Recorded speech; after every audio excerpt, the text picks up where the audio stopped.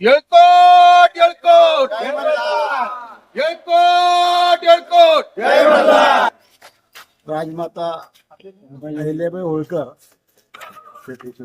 यांनी जनतेच्या सेवेसाठी ज्या ज्या गोष्टी निर्माण केल्या त्या गोष्टीची नोंद इतिहासामध्ये घेतली जाते आणि अशा ऐतिहासिक गोष्टींचं संरक्षण हे प्रत्येक देशाने केलं पाहिजे.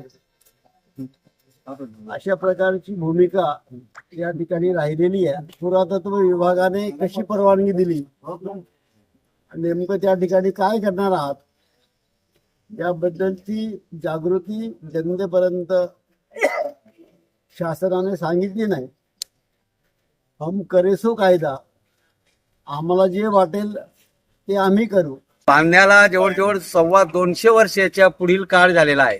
कुठला आणि अतिशय चांगल्या सुस्थितीत असलेला हा घाट, या घाटावर बुलडोजर फिरवण्यात आला. विकासाच्या नावावर बुलडोजर फिरवण्यात आला आणि अहिल्यादेवी होळकर यांची असलेली स्मृती, इतिहास हा जणू पुसण्याचा डाव आहे. यापुढे पुरातत्व खात्याच्या सुद्धा पायमल्ली करून हा घाट उद्ध्वस्त करण्यात आलेला आहे.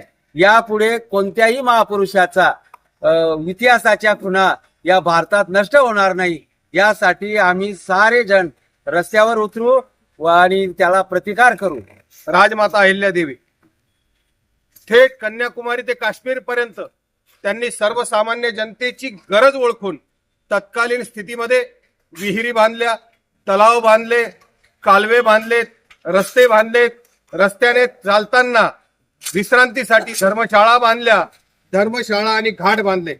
मात्र अशा प्राण वाचवणाऱ्या आमच्या अहिल्यादेवी, ज्यांना तत्कालीन समाज दीर्घायुष्य मिळावं असा आशीर्वाद द्यायचे, त्यांच्या स्मृती नष्ट करायच्या आणि माझ्या नावाची फरशी लावायची, जेणेकरून या भारत भूमीचा सम्राट मी आहे अशा पद्धतीने आपल्या देशातले पंतप्रधान नरेंद्र मोदी यांनी तो घाट संपूर्णपणे नष्ट केला. म्हणून काल आमचे ओबीसी सेलचे तिथे अध्यक्ष पोहोचले, नाना पटोले पोहोचले आणि त्यांनी ती जागा दाखवली की ज्या जागेवर अहिल्यादेवींनी बांधलेला घाट नेस्तनाबूत करण्यात आला. एक दगड सुद्धा शिल्लक ठेवला नाही.